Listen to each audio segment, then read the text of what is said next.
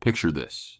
You've built something. Maybe it's a career you sacrificed years for. Maybe it's a relationship you genuinely believed in. Maybe it's just the version of yourself you worked so hard to become.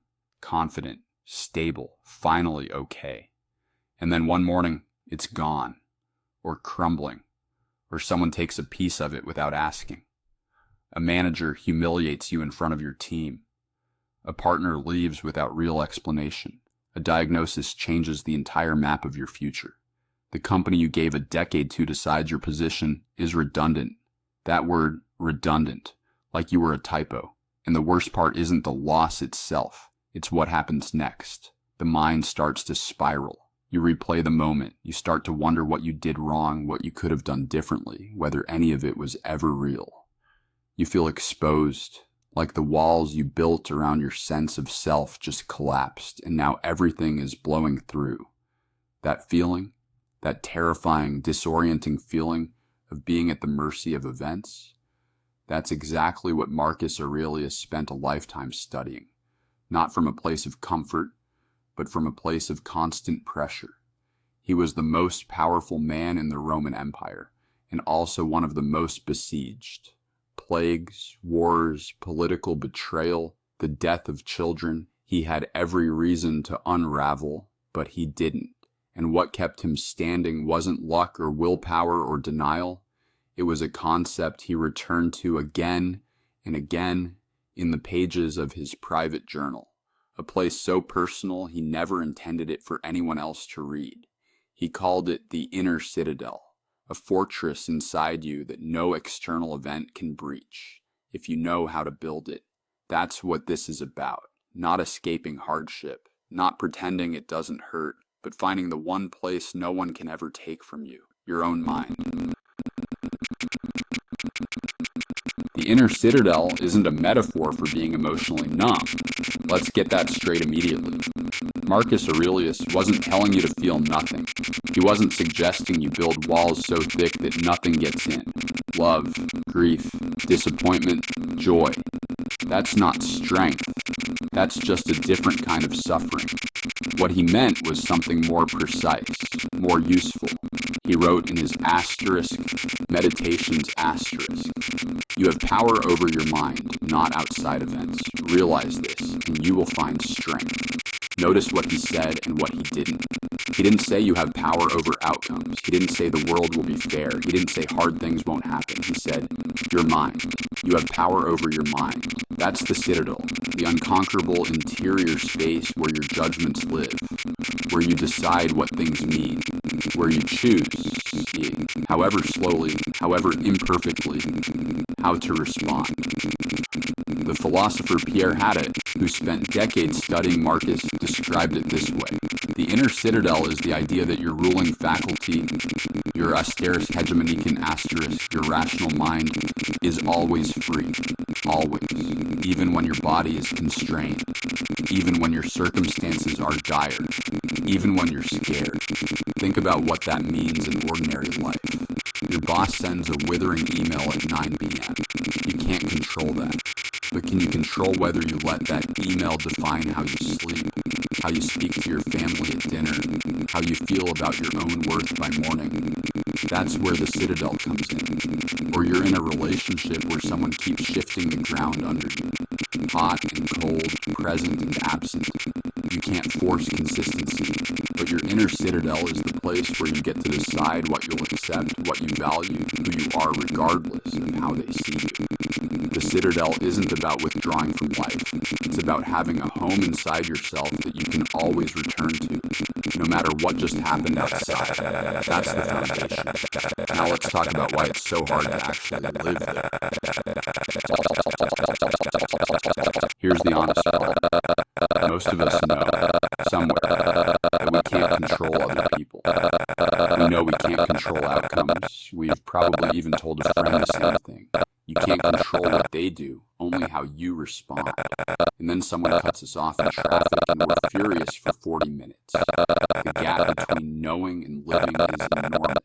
And it's not a failure of intelligence. It's biology, habit, years of conditioning that taught us our safety depended on external validation, on being liked, being chosen, being seen as capable and worthy. When someone criticizes your work, your nervous system doesn't just think that's feedback. It registers something closer to asterisk danger. Asterisk. When you're passed over for a promotion, your brain doesn't calmly process the data. It starts asking whether you're enough. And this is where Stoicism gets misunderstood. People think it's cold. They think it asks you to override your emotions with logic, to be a robot wearing a toga. But Marcus wasn't cold. He grieved. He doubted. He wrote an asterisk meditations asterisk. This private journal, remember, not a public document. Confine yourself to the present. That's not a man who had it all figured out. That's a man reminding himself for the 100th time not to live 3 steps ahead in catastrophe. He was writing notes to himself because he kept losing the keys too. The Citadel isn't a permanent state you achieve and then maintain forever. It's a practice. It's returning. It's recognizing the moment you've been swept out by events or emotions or other people's chaos and walking back in. The reason we lose the keys is because we've been trained to believe our sense of self lives outside us, in results, in approval, in how the story ends. The Stoic project, Marcus's project, is the slow, patient work of relocating that sense of self, bringing it inward, not as a retreat, as a reclamation. Let's make this concrete. You're at work. A project you led doesn't land the way you hoped.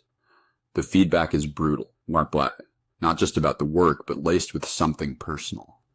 Maybe your manager questions your judgment in a room full of people. Maybe a colleague undercuts you in a meeting and nobody says anything.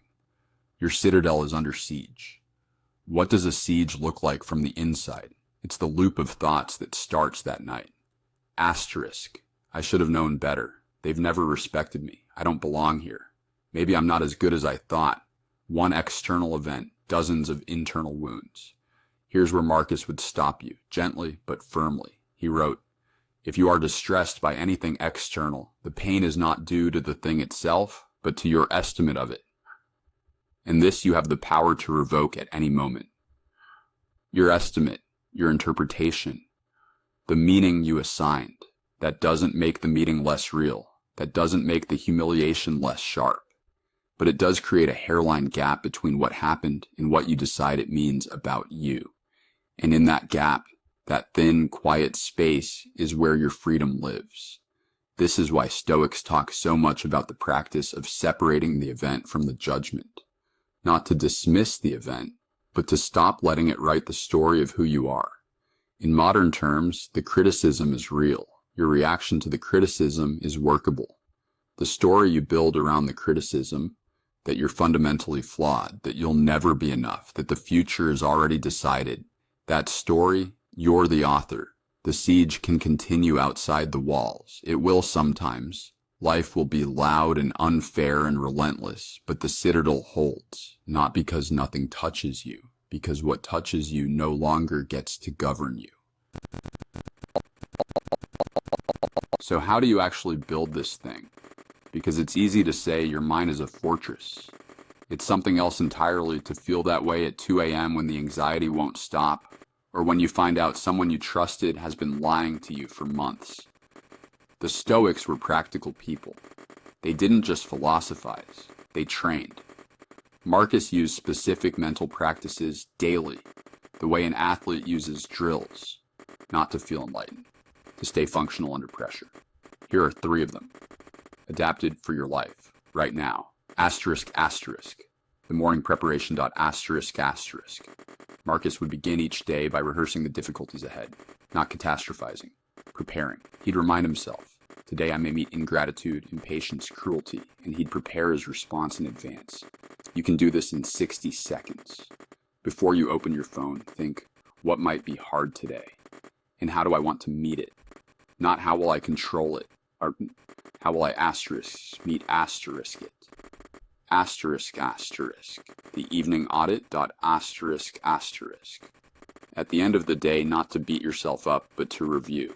Where did you lose the keys? Where did someone else's behavior pull you out of your own center? No judgment, just noticing. You can't build the citadel if you never inspect the walls. Asterisk, asterisk. The one question. Dot asterisk, asterisk. This is the simplest and hardest one. Whenever something destabilizes you, a comment, a disappointment, a sudden fear, ask one question before you react. Asterisk. Is this in my control? Not can I influence it, but is it actually within my direct control? If no, the next question is, asterisk, what is in my control right now? Usually it's something small, your breath, your next word, whether you walk away or stay. These aren't tricks, they're not hacks. They're the architecture of the citadel, built slowly, stone by stone, through repetition and honest self-examination. Nobody builds this overnight. Marcus didn't. You won't either, but you start today. There's something quietly radical about all of this. We live in a world designed to make you feel that your sense of self is always up for grabs, that your worth is tied to your output, your appearance, your follower count, your productivity, that if the results aren't there, neither are you. And into that world walks Marcus Aurelius, an emperor, not a monk, saying, there is a place inside you they cannot reach. There's always been. He didn't build the inner citadel to become distant from life. He built it to be more fully present in it, to love his family without terror, to lead without losing himself in the outcome, to face illness, loss, and the weight of an empire without it hollowing him out. That's the invitation here. Not to feel less, to be less at the mercy of what you feel, because grief is real, and you can hold it without it owning you. Failure is real, and you can learn from it without it defining you. Fear is real, and you can feel it without letting it steer. Here's your exercise for today. Just one. Tonight, before you sleep, sit for 5 minutes. Just 5, with this single question. Asterisk. Where did I let something outside me determine something inside me today? Don't spiral. Don't judge. Just locate the moment. The email that wrecked your afternoon. The offhand comment that stuck. The outcome that shook your sense of self. And then gently ask, asterisk. What would it have looked like to respond from inside the citadel? You're not fixing the past. You're training the future. You're learning the architecture of your own mind. The citadel is already there. It has always been there. You're just learning to live in it. That's the whole practice. That's the whole philosophy. If this landed with you today, if you felt even one moment of recognition, then you're already doing the work. Subscribe for more Stoic wisdom. Like this video if it helped. And if you're just beginning, the full beginner's guide to Stoicism is linked in the description below. Start there. Take your time. The citadel isn't built in a day, but it is built.